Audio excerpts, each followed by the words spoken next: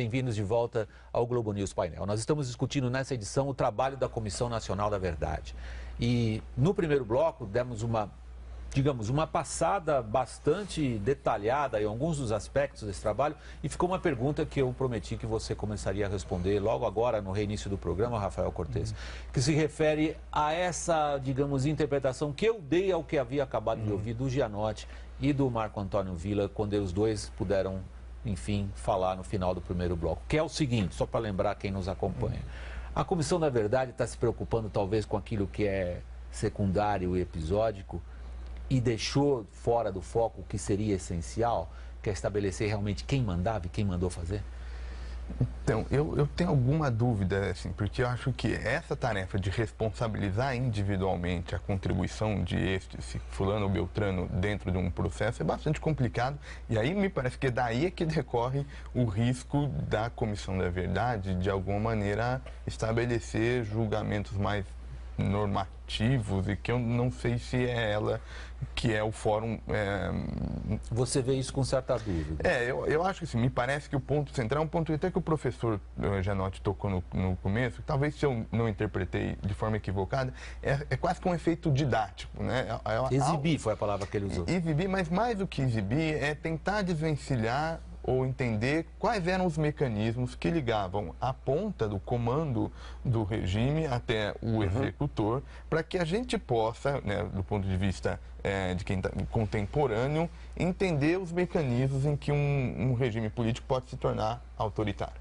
Melhorar a democracia. Até por conta disso. Essa é importante. Eu acho que o legado, olhando da democracia é esse, a gente tem um entendimento desse mecanismo institucional para que a gente possa, a partir desse diagnóstico, ter uma luz em como pensar o Estado brasileiro numa sociedade democrática. Até porque esses casos de torturas, eles não são propriamente algo que ficaram no passado. Você ainda tem N exemplos de sociedades que ainda, vez ou outra, se atentam com isso. Por exemplo, nos Estados Unidos, só fazendo uma comparação até razoavelmente grosseira, essa agora a ideia de que a Receita Federal estava de alguma forma apertando o cerco para os membros do Tea Party. Ou seja, daqueles que faziam a oposição mais feroz ao presidente democrata Barack Obama? Então, eu acho que para tentar evitar, ao a gente descobrir, né, esses mecanismos em que o problema institucional se torna opressor aos direitos individuais, é que a gente possa ter uma contribuição para a nossa democracia. Deixa eu ir um pouco nesse nosso passado recente, começando por você, Gianotti, e usar um pouquinho a comparação internacional para exemplificar o que eu tenho na cabeça com essa pergunta. Quando a gente considera o caso da Alemanha, a exploração daqueles arquivos trouxe uma quantidade de fatos novos, de espionagem, de repressão, de responsabilidades individuais, de participação de instituições num Estado ditatorial. Quando a gente pega o que foi feito no Chile, depois da ditadura do Pinochet, de novo a gente se depara com uma série de dedos acusadores a indivíduos até ali praticamente desconhecidos. O mesmo aconteceu na Argentina e agora a Espanha está passando por esse processo. Por exemplo, os espanhóis querem saber onde é que seus avós estão enterrados. Eles querem saber exatamente quem foi responsável por ter cometido o massacre tal em tal lugar, em tal momento. No caso do Brasil, você que como adulto viveu aquela época e passou por um dos porões, ainda como você tivesse descrito, tivesse sido uma passagem super rápida com tratamento VIP, como você mencionou o Gaspari. Há alguma coisa que você espera ainda que surja do ponto de vista do fato histórico desconhecido e revelador? Eu acho que sim, porque, veja bem, o problema, você citou os vários países, e todos eles revelando verdades. Mas o que importa, além disso, é a articulação dessa violência, porque toda sociedade tem violência, com o tipo de estrutura social que ela tem. No caso do Brasil, a violência sempre veio sem nenhuma estruturação democrática do país. Tanto assim que a esquerda, isso que foi atropelada pela violência, ou que começou com uma pré-violência do Goulart, nós nunca tivemos no Brasil realmente uma sociedade que não absorvesse a violência. Eu acho que o caso da... Deixa eu me explicar. O caso da Comissão da Verdade, mais importante é: não podemos agir assim se nós não tivermos estruturas sociais democráticas, famílias democráticas, escolas democráticas. Agora começa a Comissão da Verdade da USP. Há várias comissões da verdade na USP, na PUC, então, vai municipais, começar. Eu quero ver os fantasmas da minha faculdade reaparecerem. Ora, o que vai aparecer não vai ser apenas um ou outro cara que vão aparecer. Vai aparecer uma estrutura piramidal, quase teocrática da Faculdade de Filosofia, onde era possível denunciar sem sofrer as consequências. Então, o que nós temos é, sobretudo, a questão da democratização do país. E eu não estou vendo, nesse panorama que nós estamos hoje, o caminho para essa democratização. Vila, o que você espera como historiador profissional que você Sim. Quando eu fiz aquelas duas comparações lá sobre o Estado Novo e regime militar, é que com o fim do Estado Novo tentou-se fazer imediatamente uma comissão, acabou redundando em fracasso. Por motivos que você mencionou. Isso. Não havia interesse no ancião regime que se progredisse. Claro. E no caso atual, foi muito tempo depois, né? 25 anos depois. Mais de uma geração depois. E na verdade, se fosse reportar 64, quase 50 anos. Né? Então, eu acho que o grande problema foi o seguinte: grande parte dos arquivos desapareceram, foram destruídos. Ou é uma desculpa? Você não, que é profissional. Desapareceram mesmo? Vamos pegar o arquivo do DOPS aqui em São Paulo, que foi... Quando o governo Montoro assumiu, em março de 83, esse arquivo ia passar para o PMDB. Né? O que aconteceu? Na época, o senhor Romeu Tuma, vamos lembrar, né? O senhor Romeu Tuma estava chefiando a Polícia Federal aqui em São Paulo. E aí o arquivo que chegou ao governo do Estado não era o mesmo arquivo que estava antes. Houve limpeza desses arquivos e tal. Esse arquivo é muito bom, está sendo explorado até hoje, mas o trabalho acadêmico que foi feito desde os anos 80 até hoje tem excelentes trabalhos sobre o regime militar, sobre a questão dos estados. Há uma série de discussões, foi um trabalho muito bem feito e tal. Mas os arquivos são muito restritos. Por exemplo... Os restritos na sua amplitude, não no seu acesso. No seu acesso, é.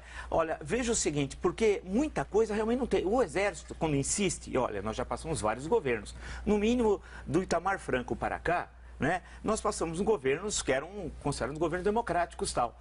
Cadê os documentos do Exército? Nós estamos falando de 20 anos, nós não estamos falando de 2. O Exército diz que não existe. Que não existe. A questão do Araguaia, muita coisa foi destruída, muita coisa foi levada para casa. O caso do Araguaia, o general Bandeira, né, teria levado parte dessa documentação e depois ter sido destruída e tal. Então, a grande questão é que, em termos de documentos mesmo, sobrou muito pouca coisa, porque demorou-se muito. Essa comissão era para ser feita lá atrás e isso acabou não ocorrendo. Então, há um problema de escassez. Mesmo assim, os arquivos que já existentes precisam ser melhor explorados. Então, nós temos essa dificuldade, diferente da Alemanha, totalmente diferente do caso alemão. Se bem que no caso alemão é um episódio famoso, eu vou colocar aqui só como ilustração para quem nos acompanha, que como todo serviço de espionagem havia uma lista com os nomes verdadeiros e uma lista com os codinomes. Se você não tiver as duas listas, você não sabe quem espionou, como. E essa lista foi vendida para a CIA 3 meses depois da destruição da polícia política da Alemanha Oriental. Sim. Então, uma parte importantíssima, relevante disso, os americanos sabiam, os alemães não. Quando os espiões ficaram velhos, aí os americanos forneceram aos alemães a lista completa e ficou sabendo que aquele senhorzinho lá não sei aonde tinha sido espião. Mas deixa eu fazer um pouquinho. À vontade, vai passar para o Rafael, por favor. Fique à vontade. O problema é o seguinte, no caso da Araguaia, faltam documentos, uma série de coisas para estabelecer exatamente tudo que foi. Mas o exemplo é de tal forma horroroso, porque o Exército simplesmente distribuiu panfletos dizendo que eles iam poupar as pessoas que se rendessem. As pessoas se renderam e elas foram fuziladas. Simplesmente. Então, com falhas ou não, o que eu quero pensar sobretudo é a violência na nossa democracia, a violência nas nossas instituições. Pensar a violência que foi, por exemplo, a aprovação da PEC dos porcos. Dos porcos, eu disse justamente... Você está se referindo à discussão nas 2 semanas anteriores. Que foi de uma violência. Da MP 535, se o número está correto. 35, né? 595. 595, perdão, obrigado, Rafael.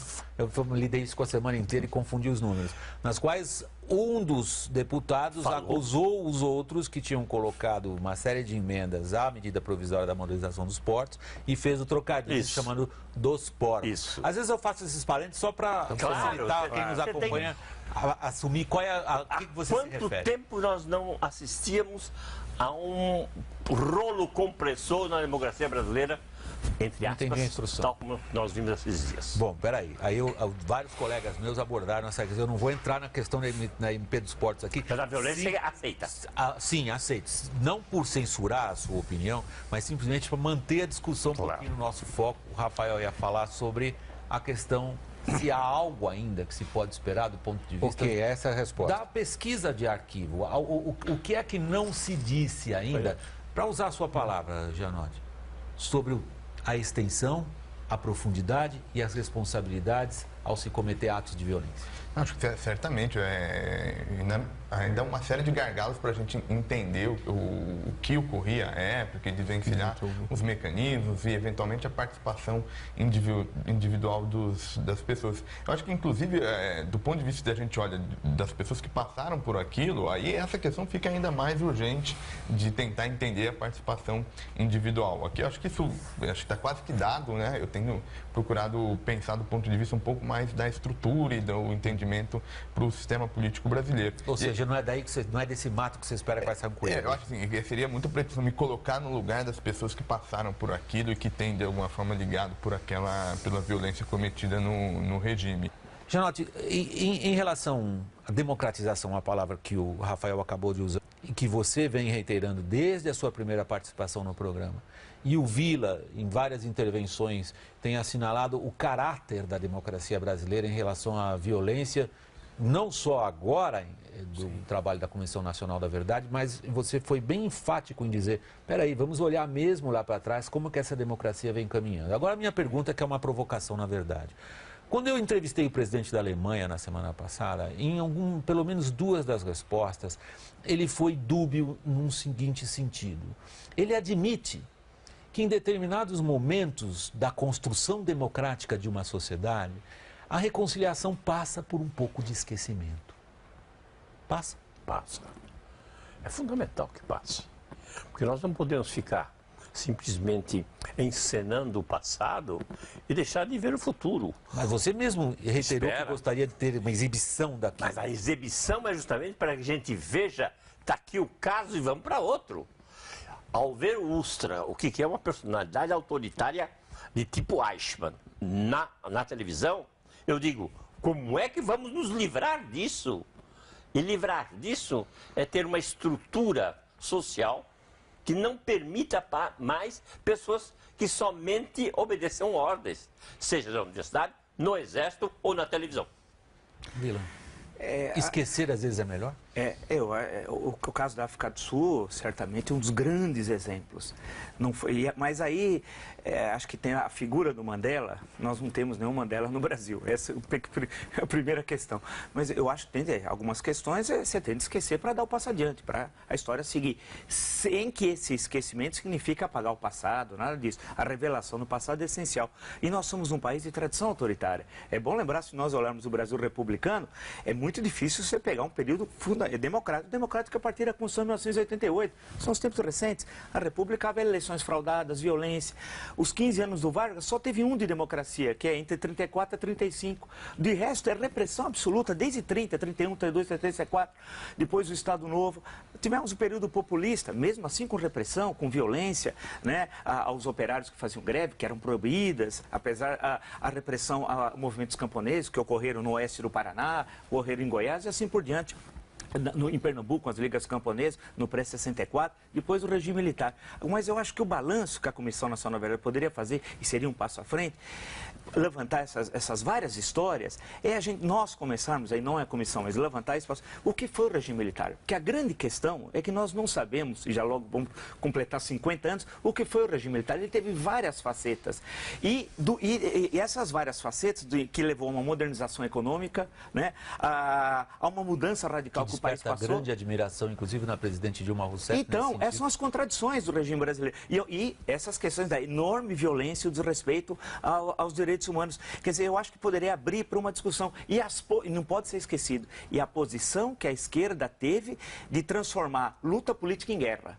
E quando você transforma luta política em guerra, não há mais política na guerra. Né? Você não convive na guerra com o adversário, você elimina. E aí teríamos de discutir o papel da luta armada. E essa é uma discussão que até agora não entrou na questão da Comissão Nacional da Verdade. E é fundamental colocar o dedo nessa ferida. Eu vou fazer uma consideração normativa. Eu acho que tem um papel essencial para a gente rever o passado e construir uma democracia melhor, é o reconhecimento por parte do Estado brasileiro, o quanto possível, de que houve violência de Estado durante esse período. Eu acho que, enfim, essa é uma questão, enfim, polêmica que envolve alguma variação, mas me parece que esse é o ponto central, esse reconhecimento. A segunda etapa, que eu acho que o Estado tem que disponibilizar o quanto possível acesso à informação, para que não o Estado, não a Comissão da Verdade defina e reconstrua mitos, símbolos, mas para que a sociedade faça isso. Acho que o papel do Estado... Cada estudante, cada professor, cada cidadão privado. É o cinema, é a academia, são os intelectuais, quem quer que seja, que dê essa contribuição e que a gente vá reconstruindo mitos e o espaço de cada organização dentro daquele período. Olha o caso alemão. O caso alemão é bastante salutar, né? É um processo que ainda continua, né? Você vê, parece que eles fazem uma terapia coletiva. Assim, então, o cinema trata de uma certa questão, põe o dedo numa ferida, algumas são outras mais ou menos difíceis, mas acho que esse é um processo natural e que a gente não deve esperar dessa comissão, porque eu acho que isso tem que ser construído pela sociedade. O papel do Estado é esse reconhecimento, me parece, normativo do que houve, o que ocorreu entre 46 e 85, 64 e 85, para que a gente tenha condição de criarmos nossos símbolos, nossos mitos, enfim, e investigar do ponto de vista mais profundo.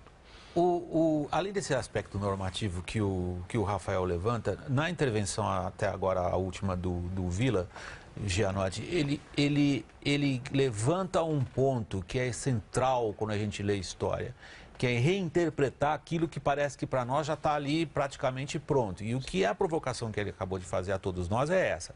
Nós achamos que o regime militar é alguma coisa já descrita, já tratada, quando na verdade é com ele que a gente devia se preocupar em estabelecer a sua essência. Seria essa uma palavra correta? Você concorda? Eu concordo, mas eu acho que isso não bastaria. Eu acho que o trabalho da história, se ele não foi exibido nos seus exemplos, eu volto à ideia, não foi exibido na vida cotidiana, ele fica algo na memória.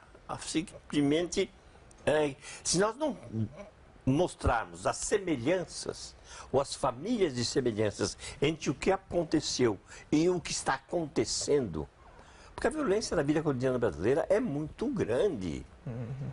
São Paulo é uma cidade violentíssima.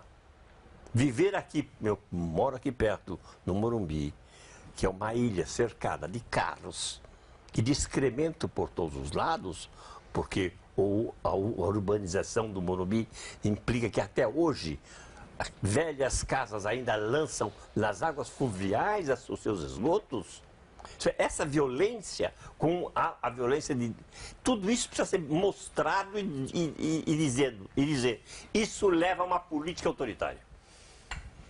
Eu acho que a gente tende a aproveitar, acho que toda essa discussão, também não podemos imputar que a Comissão Nacional da Verdade tem de fazer tudo, né? Ela tem a sua tarefa, eu acho que só que ela poderia trabalhar melhor, acho que faltou, não é ser corporativista, um historiador. Eu não entendi, se tem até psicóloga, porque não um historiador, né? Não entendi, achei um absurdo algumas nomeações. Eu aproveito a oportunidade de dizer que podia ter jornalista também. Não, e eu acho que, porque a pesquisa acadêmica levantou matérias excelentes, um grande trabalho, esforço, muitas vezes individual do pesquisador, podia ter um entre os 7 e tal. Mas eu acho que a sociedade brasileira é uma sociedade violenta. Vale lembrar, não custa recordar, o último país na América Latina que aboliu a escravidão foi o Brasil, em 1888.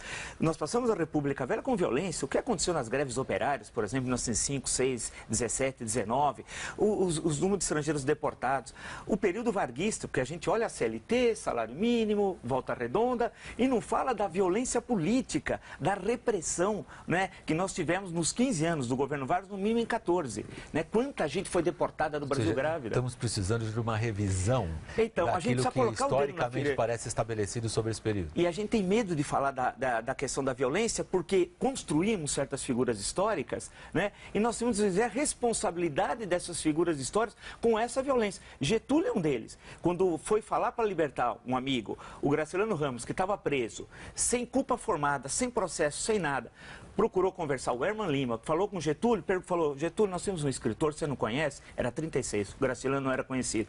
Que nós queríamos que ele saísse, ele está preso aqui na Casa de Correção, ele veio de Maceió. O Getúlio falou: em assuntos de comunismo, eu não prendo e nem solto. Né? Aí é um bom exemplo de como o poder lava as mãos. O poder sabe da repressão, sabe da violência, mas finge que não vê. E alguém lá embaixo é que acaba pagando a conta. Deixa eu colocar uma pergunta final para vocês. Eu sou obrigado a pedir que dessa vez, Janote, perdão, começando por você, pedir que a resposta seja quase telegráfica, porque eu estou já no final do programa, estourando o tempo, como a gente fala na gíria jornalística. Afinal de contas, o que a Comissão Nacional da Verdade trouxe para você? Exemplos de comportamentos autoritários que eu não quero ver mais. Vila. Eu acho que ela trouxe até agora muito pouco. Poderia ter trazido muito mais, a pesquisa acadêmica já tinha dito isso e disse muito mais coisas. Eu espero que agora o trabalho comece a andar e tem de revelar o que essa repressão e essa violência que foi cometida, isso não pode ficar esquecido. É quase pessoal a pergunta, Rafael. Para você, Rafael, o que a Comissão Nacional da Verdade trouxe? Somos todos brasileiros, ela afeta todos nós. Eu acho que ela chamou atenção para a importância desse tipo de discussão, para essa revisão do período, para que a gente possa tornar uma sociedade mais democrática, com melhor instituições representativas. O Globo News Painel tá terminando aqui. Eu queria agradecer aqui no estúdio da Globo News de São Paulo aos nossos 3 convidados, começando